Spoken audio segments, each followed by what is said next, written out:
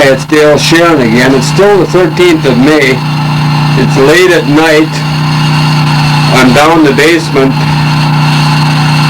taking out my stuff and everything. I've been told to kind of keep track, take photos of things of mine down here.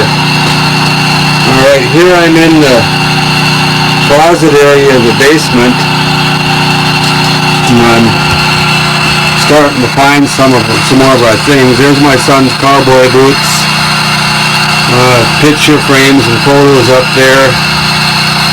There's a little saw. Here's my real good grinder that I've never ever used. I see one of the controls there for my son's racetrack. Here's more Christmas things I'm finding here.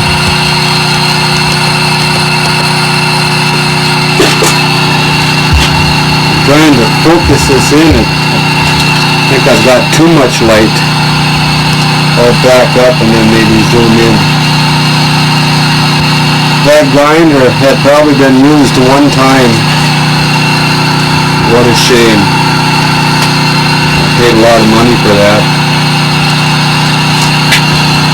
There's a tool set right in there.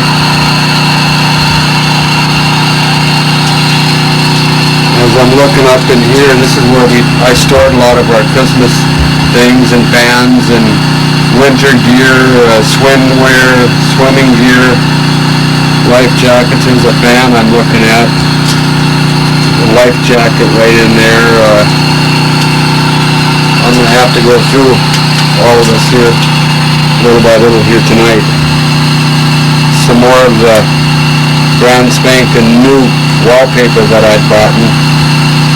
I think I probably have 50 rolls of that. There's some more there.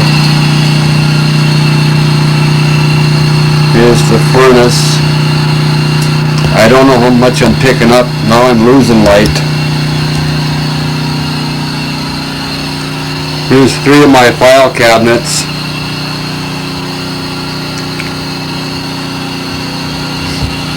My antique clock that I've had for over 20 years. This is a super kitchen table that I had here.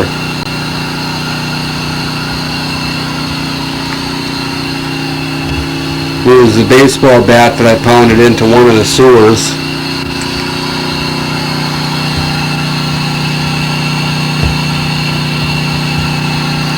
This is the hot water heater that I was speaking about earlier.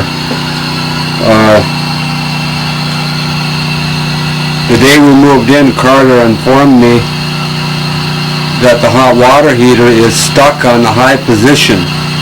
And you know, that it's so high, he said, that it can burn your hands and stuff. And he also informed me that first day that if I don't like it, to install a gas one that he had out in his garage. I've never installed one of them, and I don't think it was my job to install one. Because of this, you can check NSP records. Our electric bills were just out of this world. $200 to $300 a month for gas and lights. What a mess. Like I told you earlier on the first tape, I complained to Carter from the first time we turned on the furnace that we could smell gas a lot down here. And he refused to do anything. He told me more or less it was up to me. Call Quad County. He didn't have to do any of that work. He blackmailed me into signing a thing on our first agreement. I'll explain that later if I have to. He more or less made it very clear that any repairs were my whole responsibility, the upkeep and stuff. I made it real clear to him that I will take care of some of the minor problems that happen in a house, but nothing large, you know, like hot water heaters, carpeting, furnace work. That's not my responsibility at all. There's a chair that's been pushed right through the ceiling by the flood. Unbelievable. So I'm looking down on the floor here. This is a 4x8 sheet of plywood. On the other side it was painted several coats of white paint, and we had my son's racetrack on there. Beautiful track, hardly ever used. And many of his AFX cars, it was at least a $300 setup that we had here for him. I turned, the bench was laying on the floor. I just erected it, put it up. There's my grinder. This was kind of the workshop right here down the basement, this part. Over to the right is where we had his pool table and his racetrack. Then his room over here to the right again is where he had his TV, VCR, Nintendo, all of his toys. There was table, chairs, nice hide bed, everything in there, and I'd even bought in some paneling to what I was planning on installing.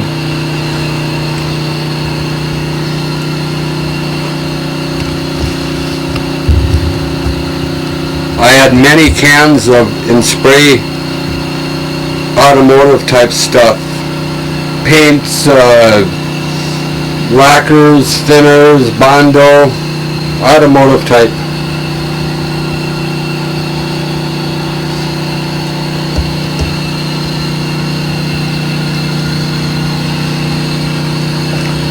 We had looked for 2 or 3 years for a stereo of this kind here.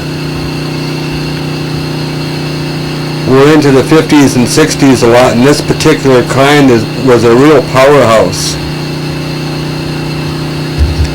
And we finally had found one and just loved it.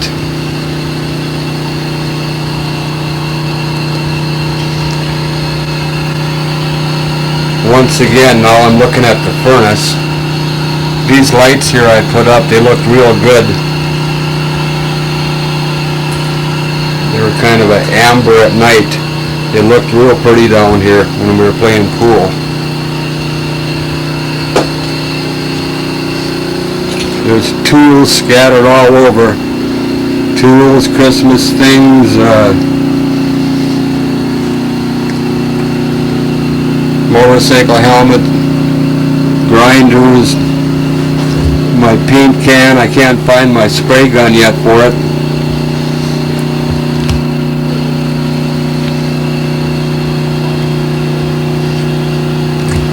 Part of his track. There's a police radio right there, scanner. This was up on the wall over there where I hung a lot of tools up. Everything I had real well organized down here.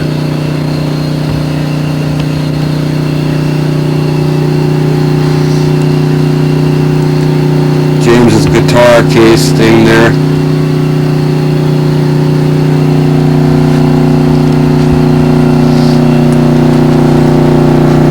This is very sad for me tonight, looking at all of my son's prized possessions.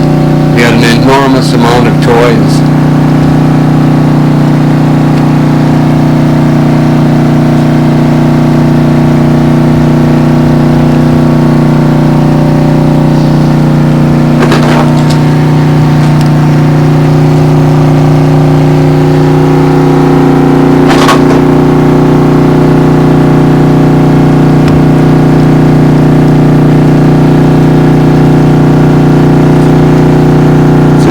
Shame that this wiring is like it is. Absolutely horrible.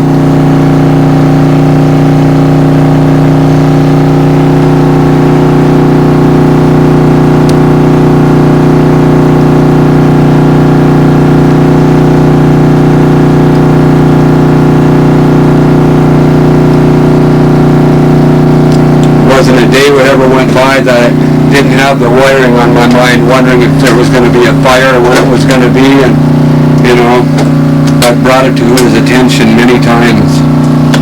There's one of James's tapes of lead. He's got many of them down here. I haven't even started to dig around in here. One of the pool cues. We'd finally found a large beanbag. He had wanted one for such a long time. And there it is, so much for that.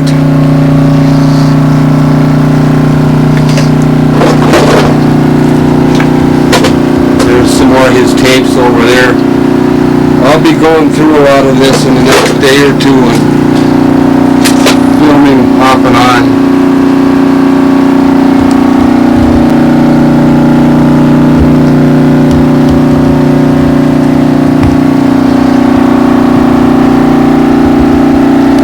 Little jiggly, I'm doing this with one hand.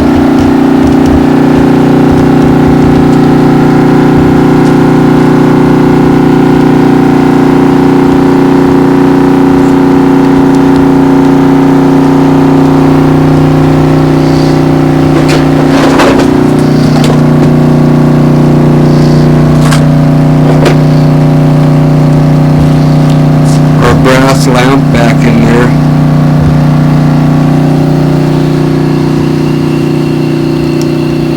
Here's all a few more of my car stereos for our old cars. Extremely rare, hard to find.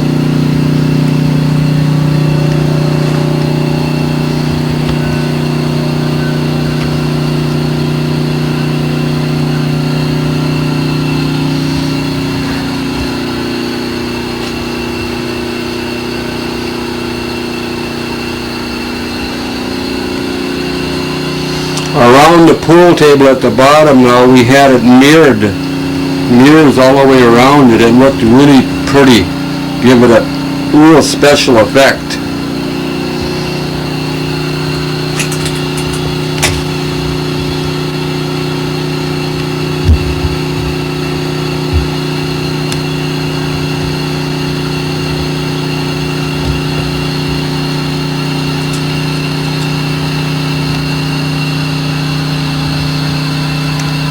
I've took a lot of stuff out so far, and I've got a lot of that videotaped and photographed. Oh, I spotted another one of our spinner hubcaps.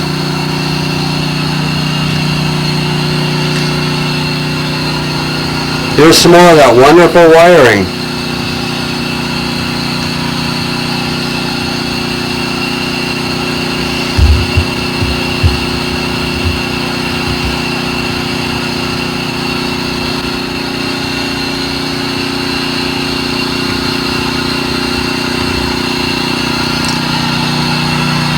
Alright, I'm going to shut this down for a little bit.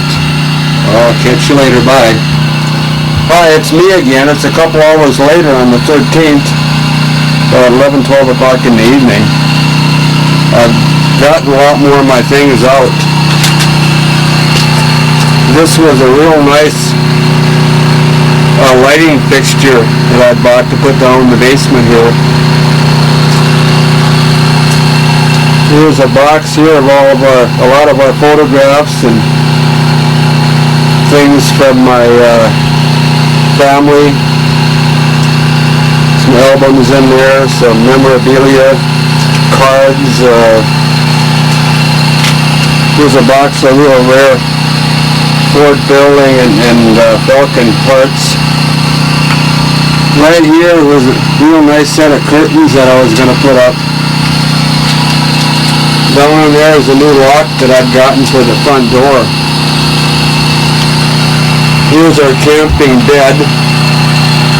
Our Sears fan we got a couple years ago.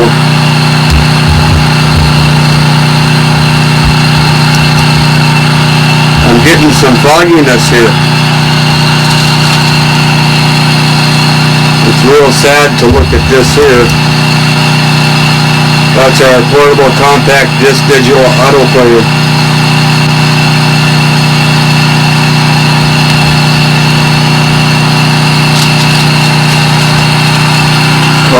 LED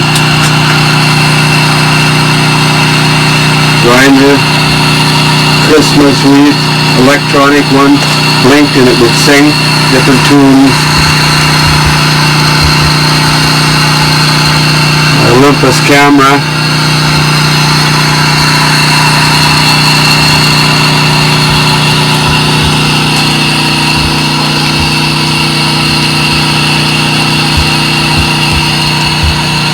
One of my good fans. And here's a whole bunch of shades that I was planning on installing. And much more of the wallpaper that I bought for the house here that I was going to install. Finding more of my cans.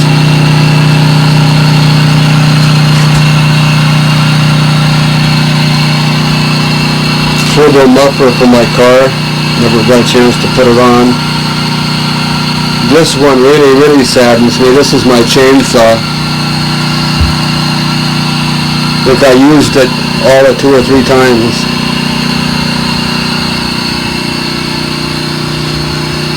Life jacket down there again. A lot of important documents and papers in that box.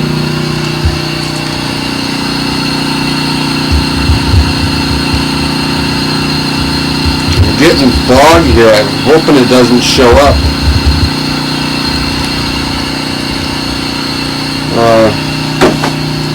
James's snowmobile suit.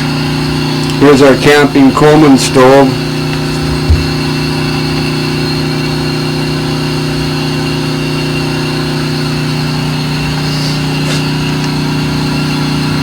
A lot more cards and papers and stuff that I've saved since I was a kid. Here's one of James's box. Empty box that his racetrack came in. It took, I think, 3 of them to make the track that we had. And this saddens me a lot also. It's my weed whacker, rechargeable Toro. And there's the lids for our air conditioners.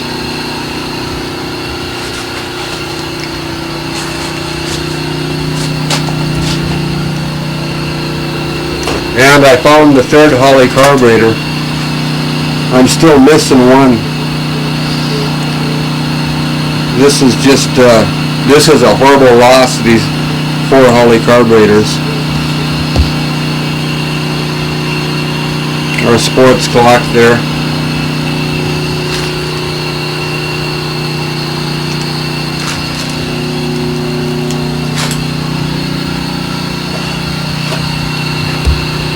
Here's another bag of our clothes.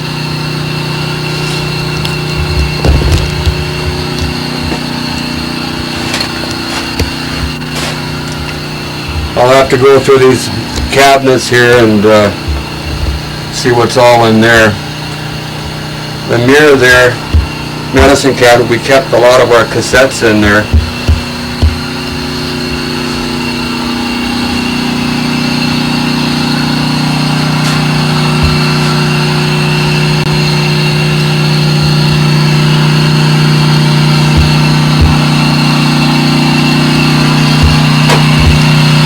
I've still got to go through them cabinets over there. That one is a safe over there.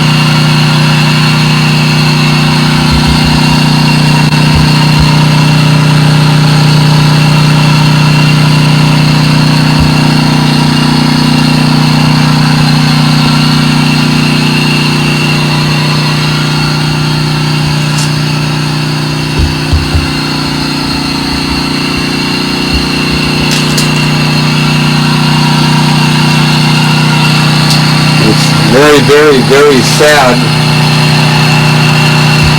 but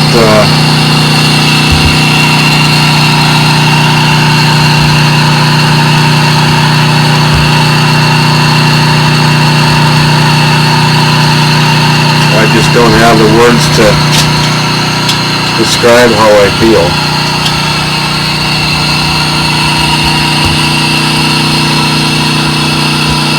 It's an electric motor for our trolling when we go fishing.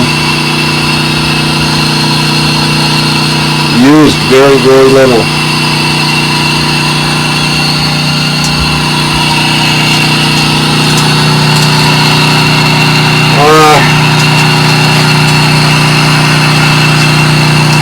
I'll get back to you later.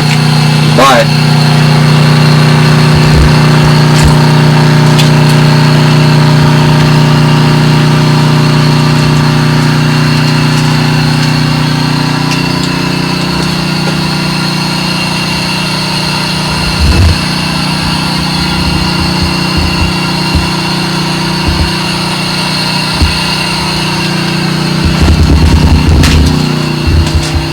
I got a couple more minutes here. I just thought of something that I should get maybe again. A little jiggle, I'm walking.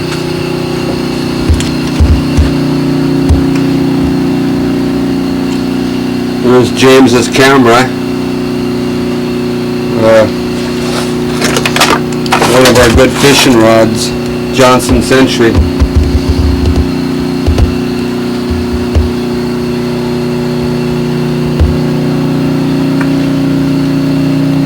This is a bunch of files in here, in their jackets.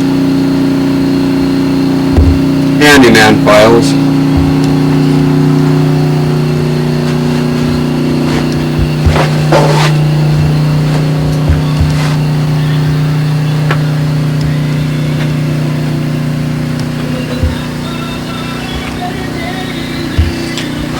This is the cabinet at the bottom of the steps where we kept a lot of our clothing.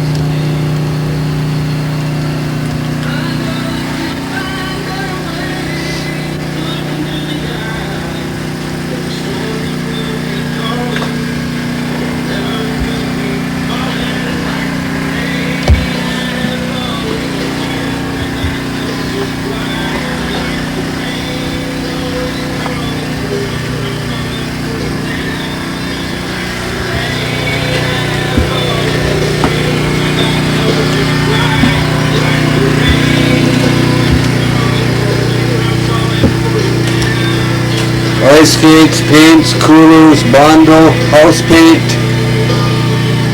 lots of clothes, encyclopedias, a lot of our 50s and 60s collection. Alright, I'll get back to you later. Bye. Hello, it's Dale Sheeran again. It's May 14th, 1997. 3:15 in the afternoon. I've got more stuff out of the basement that I'm going to record here.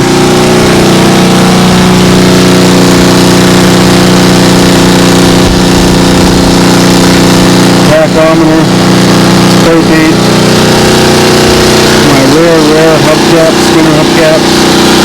I found the third carburetor now. What is showing $300 carburetor. A Bondo. A lot more of my spraying auto.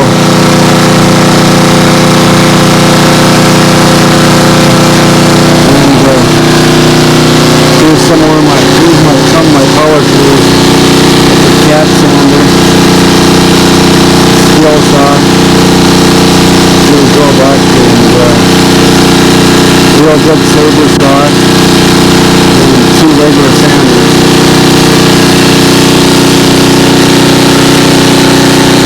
Found more of my splinters around there. Here's another bucket of paint auto product.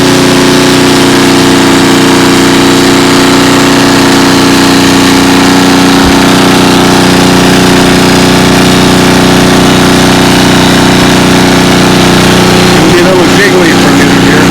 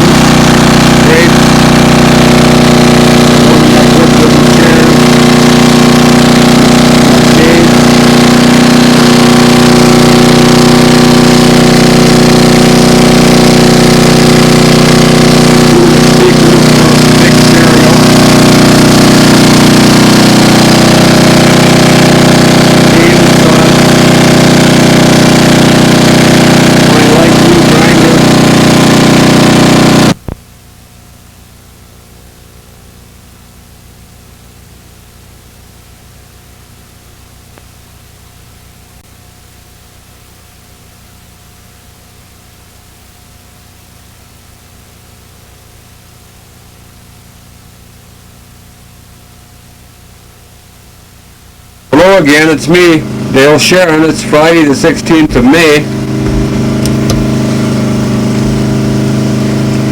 I'm still at it, cleaning the basement and everything else what got it from the flood.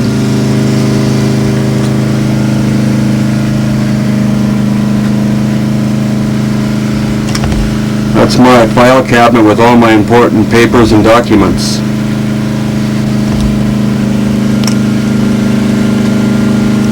This large plastic bag has hundreds and thousands of Christmas lights.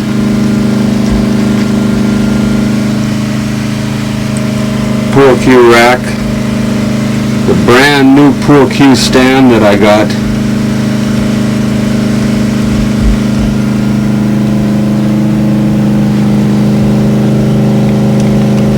All my irreplaceable master cylinders for old Fords.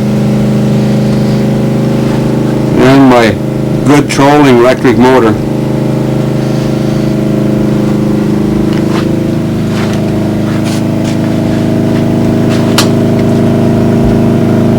One of my son's race tracks.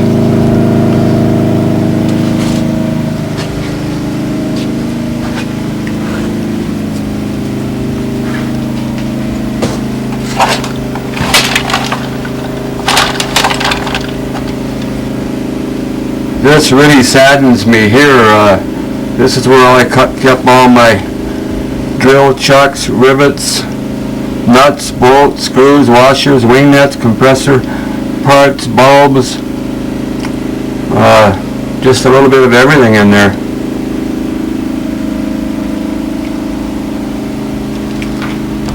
These are my deceased father's cameras that I've treasured all these years since he died in 1968.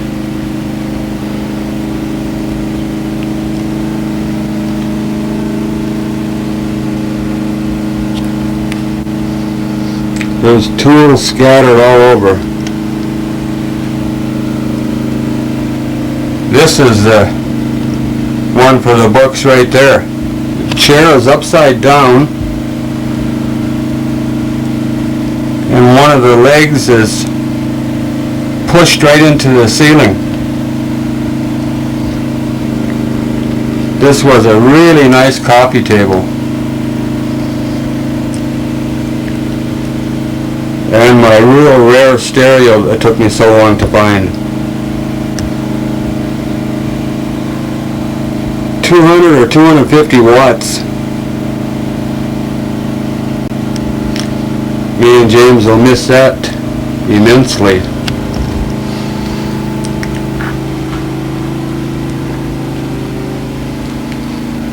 And this is a real shame, our good table that we've had for many, many years.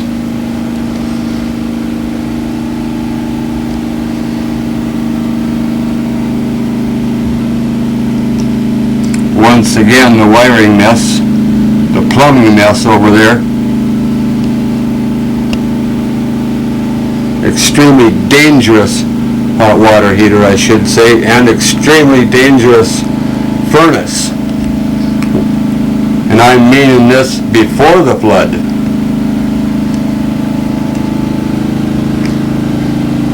A lot more of our important papers. I had scrapbooks that I kept with all my son's stuff in it ever since he was a baby. Thought he would have really enjoyed that when he got older. He could show his family, but no more. I had many, many rolls of brand spanking new wallpaper.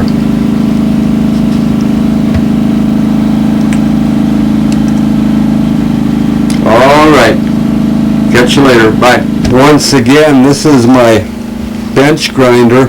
This table and bench it was standing on was thrown all the way across the basement on its side, face down, where the grinder and the vise would be laying on the cement or the carpeted floor.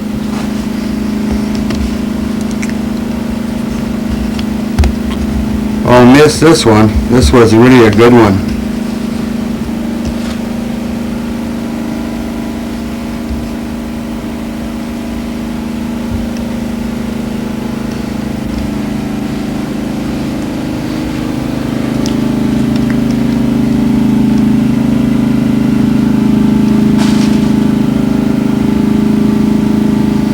Isn't this a wonderful wiring job down here?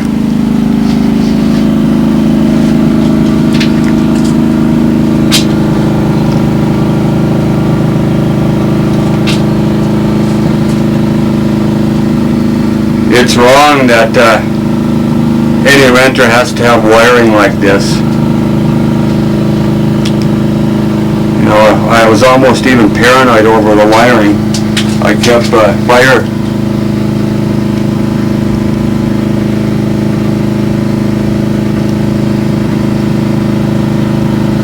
Yeah, once again I had to do something real quick there. I kept a fire extinguisher almost every place I went around here. When I come down the basement, I'd bring one with me, and upstairs I always kept it close by my bed. I told Carter many times about this mess. He knew about it before he even rented it to me, and when housing come to inspect it, he hid all the bare wires and all this wiring mess up underneath the rafters, the ceiling here.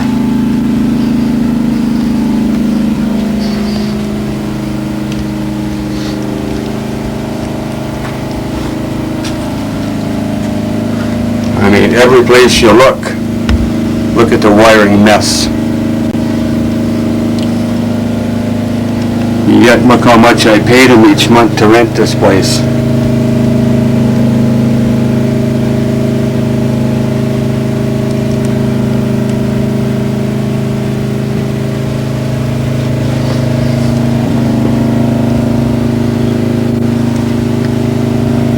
This should have been wired the right way long, long ago.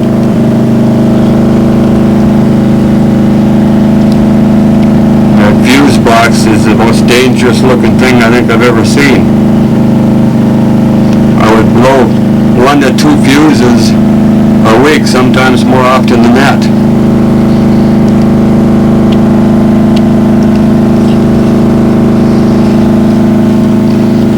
Like I said earlier, this furnace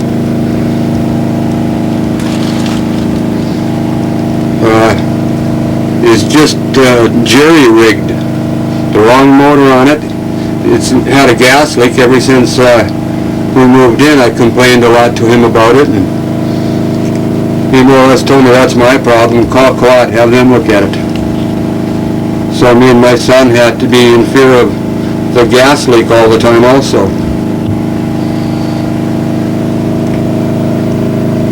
I did have, at my expense, have somebody come down here and clean it. And he told me that the landlord should have immediately repaired this, or he's going to put a lock on it.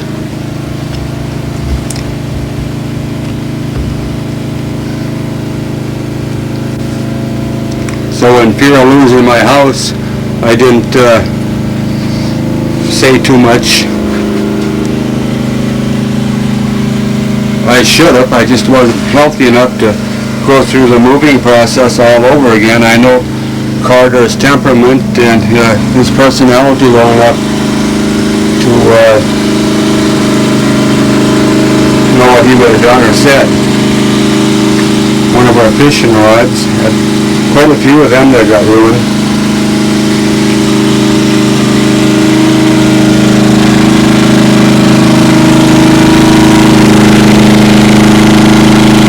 Been here for I think the 3rd day now. He's been gone all winter. Didn't even bother calling or anything when he had the big flood.